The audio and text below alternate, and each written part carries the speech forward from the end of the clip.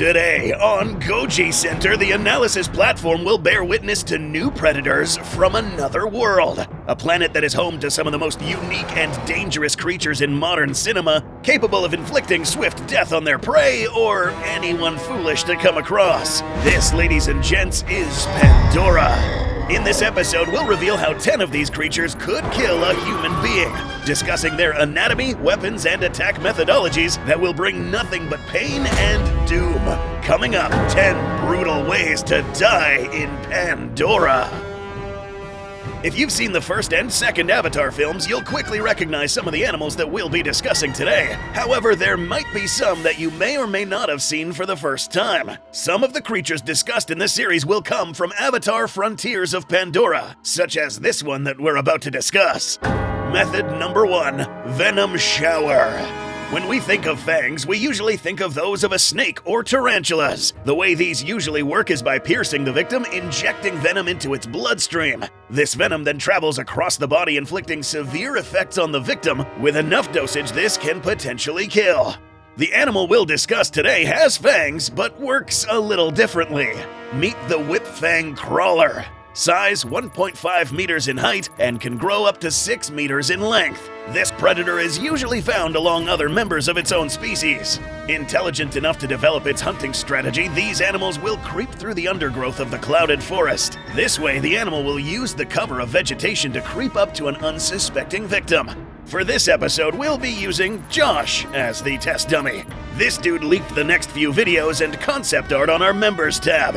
In fact, he leaked way too much and now he must be punished.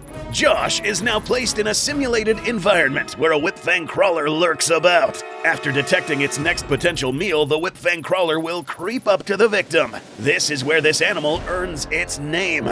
The unusual fang deploys, and instead of pressing them against the victim, these get out of the way, and venom is then projected with great precision. This venom is technically contact poison that once making contact with the skin will be absorbed. Even a small dose can be fatal. You'll likely fade away, but not before feeling many fangs pierce your body. No, this dude wasn't alone. These hunt in packs. What's left is a dismembered corpse showered in venomous goo. Method number 2, Unpacked. In a world crawling with dangerous creatures during broad daylight, one can imagine how much more dangerous it can get during nighttime. In the first Avatar film, it was implied that staying out here during the night would be practically a death sentence, stating that Jake Sully, despite being in his Avatar form, would not survive the night. These fellas are one of the many reasons why. Known as viper wolves, these animals can reach sizes of up to 6.5 feet in length and up to 3 feet tall. Covered in chitinous armor and wielding a mouthful of large bare teeth, it's pretty safe to say that this animal is enough to kill an unsuspecting human. But we are here to see how. Before we unleash one on Josh, there's a few things we need to cover. One is that these animals are pretty intelligent, pretty knowledgeable of their environment, and leveraging the surrounding vegetation to stay low and ambush prey. These guys would have been aware of your presence for more than 5 miles, giving them enough time to hone in and surround the unsuspecting victim under the cover of darkness. These animals attack as a pack, so Josh here will have to worry about many. If we look closely, we'll find that around 3 of the few viper wolves that attacked Jake Sully aimed at the upper torso with a trajectory towards the head or neck. Remember that Jake Sully here was almost 10 feet in height, and the average human can be a bit more than 4 feet shorter, meaning that these predators could reach these areas with extreme ease, potentially biting through the neck. At the same time, we could be looking at another couple of viper wolves aiming for the extremities, and one going for the nutrient-rich organs such as the liver, unpacking this dude's insides and leaving nothing but a puddle of blood where this man once stood. Method number 3, ground meat. You may recall seeing this animal in the first film. This direhorse may seem harmless at first, with a very familiar resemblance to the horses we are familiar with. But would you believe that these creatures are historically some of the animals with very high human body count? Not that they purposely go out and seek to trample human beings, although they definitely could, but because of the things that their riders would make them do. Throughout antiquity, and even in the present day, horses have been domesticated as both beasts of burden and as beasts of war, used for both transporting an individual in the battlefield and used as a means of trampling the opponent. That's right, you may think that the warrior on a horse did most of the killing. Well, you'd be wrong. A horse running into a group of people would hit someone with enough force to knock him unconscious and then proceed to trample him. Running at top speed, a hit human would be sent flying. Now let's imagine this, but with a horse the height of an elephant that weighs up to an estimated 4,500 kilograms or 4 tons. We got this figure by analyzing a 3D model and figuring out the volume and mass. Now, getting hit by a direhorse traveling at top speed would produce a force of more than 1.2 to 2.4 million newtons. That's like getting hit by a pickup truck going at 70 miles per hour. If a direhorse was traveling at this speed and hit the test dummy, almost every single bone of this guy's body would be crushed and body shape turned into a pulp. The skull would fracture in many different locations, so much that the shape of the head would get flattened upon impact. A flimsy corpse would be launched several meters away and then turned into ground meat by the remaining stampede. Method number 4, Airborne Doom. The Na'vi, more specifically the Omaticaya clan and others, were known for domesticating a very unique, dangerous animal known as the Banshee. This creature may not look as big, but again, remember that they are usually depicted alongside Na'vi natives. Compared to humans, we now have a real threat of massive proportions, with a length of up to 7 meters and a large wingspan of 45 feet. Weapons-wise, this creature had a set of very interesting-looking teeth. At the tip of the mouth, we find what seems to be a hybrid between a tooth and beak, accompanied by similarly shaped teeth in the rest of the maw. Teeth like this, shaped like a hook, are excellent for trapping and gripping, not so much slicing. So, what would happen if the Banshee wrapped its jaws around our test subject? Well, it won't be pretty to say the least. And depending on where these teeth pierce, we may be looking at a slow, agonizing death for the victim. For the purposes of this simulation, we'll speculate as to how exactly a Banshee would come about a mouthful of human. If flying in this trajectory with its mouth open wide, the teeth would actually completely miss the heart. This sounds good, but it isn't. That just means lots more pain the person would have to endure before they black out. These teeth, each measuring more than 6 inches, would pierce deep enough to puncture the lungs, collapsing these or making them fill up with blood. The beak would then pierce the spinal cord, sever it, and cause instant paralysis. So even if the Banshee let go of this guy, he's just as good as dead anyways. In this specific scenario where the teeth missed the heart, the cause of death would have been shock from blood loss or suffocation if the Banshee decides to swallow this guy whole. Now, it's important to mention that these animals are omnivores. They won't exclusively go out looking for meat all the time. But when opportunity presents, these guys would most definitely take it. The next animal in this list won't actively hunt humans down. In fact, they mind their own business, for the most part. Mess with them, however, and getting trampled by a direhorse won't sound too bad anymore. Number 5, wedged.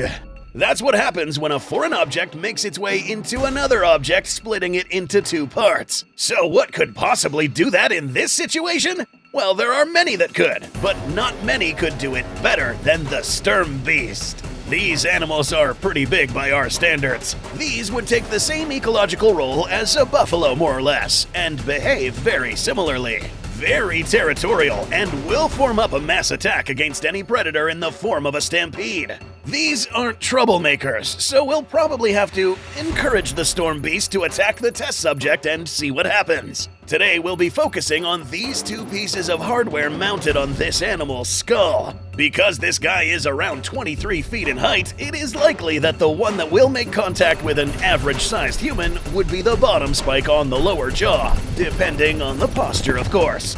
This makes whatever force this animal has exponentially worse. Concentrated into this small area, this means that if a human gets caught in the way of this small spike, the body would literally begin to split, breaking through the skin, muscle, and ribcage. The ripping motion would quite literally burst open all major arteries, which would make it seem like this fella exploded in a mist of blood. Surprisingly, due to the likelihood of the spike missing the head completely, the victim would have a few seconds of horror looking down as his own chest ripped open. Number 6, force shutdown. We've reached the halfway point of this episode, and from here on out, the weapons deployed by these creatures will be, unusual to say the least. The perfect example will be this animal, the Slinth.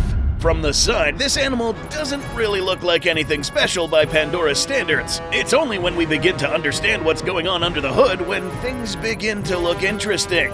These armored plates, when opened, will reveal 2 fangs on each side of the face. These will inject the victim with a neurotoxin which, according to the book The World of Avatar, will allow this animal to eat its victim alive. Now, we aren't exactly sure how this specific neurotoxin works, but we can speculate. Neurotoxins are harmful substances that affect the nervous system, which is how the brain communicates with the body. When a neurotoxin enters the body, it can disrupt normal nerve functions, causing symptoms like pain, paralysis, and death. Animals such as snakes, spiders, cone snails, scorpions, and jellyfish all use a form of neurotoxin for defense and for hunting prey. We'd like to imagine that an animal this big injecting such a dose to a human would cause all 3. So, once struck, our test dummy will seem to suffer from paralysis quite quickly, allowing the Slinth to feast on a living meal. Running away from these isn't an option unless you have slower friends alongside you. These animals are said to be extremely fast on their feet, but the strike itself may not be as fast as the one inflicted by the next predator. Number 7, Slingshot. One may say that so far the animals we have discussed are actually quite nice looking, unique and colorful, very fitting to the beautiful flora that surrounds them in Pandora. This animal?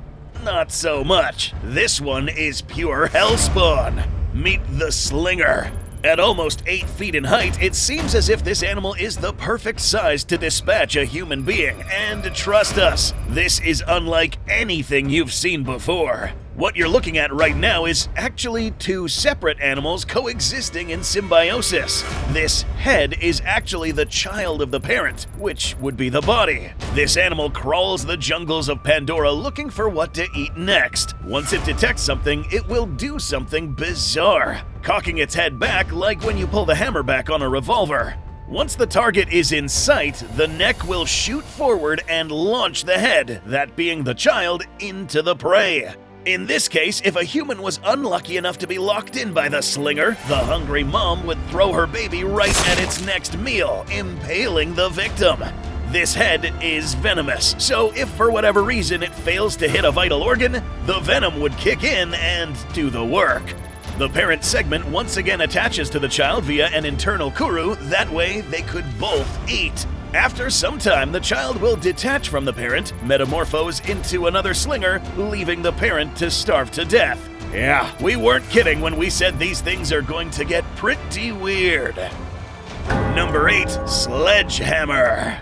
Imagine running through Pandora's lush jungles, and then you begin to hear some loud bellowing sounds and the ground shake. In the distance, you begin to hear trees sway violently, and the ground shakes harder. You turn around and you see this, or these, actually. At this point, you'll only have around a few seconds to live, so might as well know what killed you. This is known as a Hammerhead Titanothere, measuring up to 36 feet in length. These animals are considerably much larger than Earth's elephants and the larger ceratopsians like Triceratops. As you may have already guessed, the tool that we'll analyze today is the hammer.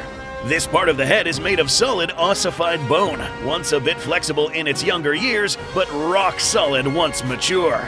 These animals, when striking, will sometimes sway side to side. It's this maneuver that we'll study, because we already know what would happen if hit by a charging animal. Getting hit by this one will be more or less similar. A more interesting scenario would be what would happen if you got caught between the swinging motion of 2 Titanotheres. Assuming you didn't stand your ground like Jake Sully here and decided to run for it, chances are that the Titanotheres would catch up, swinging their heads sideways, aiming to land a hit. In our very special scenario, our test dummy got caught between 2 sledgehammers, the result being a crushed upper torso pressed so thin that the corpse is unrecognizable. This isn't about what you feel when you die. This is about what's left of you. More often than not, cleaning up after someone that got murked by a hammerhead will require a shovel. Cleanup crew will not be needed for the next creature, though. Number 9, The Last Shadow. You may initially think that a wild banshee is the thing to look out for in the sky, but something even the banshees themselves look out for is this fella, the Leonopteryx. Known as Taruk or Last Shadow in Na'vi, this monster earns its name by attacking from above, using its talons and great momentum to inflict fatal damage to banshees and other large prey. Now let's imagine for a moment that this was done to a human. Looking closely at the Leonopteryx, we find that these claws are in the optimal shape for piercing and impaling a victim. Not so much short and hooked, but rather long and curved to help this animal impale while coming down on the prey. In this simulation, we'll find out what happens if Taruk decides that a small human is worth its while. To make this more believable, we'll pretend that this human stole an egg. It is said that one of these animals was caught eating a Na'vi individual for the same reason. Once Taruk sets its eyes on the thief, it will begin to descend. Not at full speed, lest it may inflict damage on itself. Once the human detects the shadow, it will be too late. The Leonopteryx already has its sights locked in, and the talon pierces violently through the torso of the victim. Because its head was not pierced, this dude will be alive shortly after the claw pierces, but likely die due to the hard impact on the floor. We'd like to think that if Taruk ever does kill humans in the lore of Pandora, it's likely in this fashion. Flying low only to catch them with its maw is too risky. So, landing in this fashion seems like the plausible way to go. The test subject's fate in the next section will be all teeth and terror. The Leonopteryx may be the apex predator in the air, but there are not many who can claim that title from this next creature, the Thanator. This massive predator runs on 6 legs and can measure more than 18 feet in length. Its most useful weapons, and the ones to inflict the killing blow, are those fangs that stick out the front of its maw. Equipped with many other sharp teeth and capable of ripping through thick branches with its teeth and claws, it's not hard to imagine what quick work it will do with a human test subject. The Thanator's teeth are excellent for piercing and gripping, each tooth slightly curved and pointed with a very sharp tip. Not necessarily good for cutting like those of an Allosaurus or a Komodo dragon. Instead, to rip our human test subject, it will rely on the speed in which it shakes a victim. Once those teeth pierce the victim's body, it would be swung violently. The teeth would have severed the spine, the only part of the skeleton fastening the upper torso in one piece. Once severed, the rest of the body will begin to rip. This, believe it or not, won't kill immediately, unless the test subject was bit on the head. Despite not being able to cling on to life for very long, the victim would still be conscious for a short time as it makes its way down the animal's throat.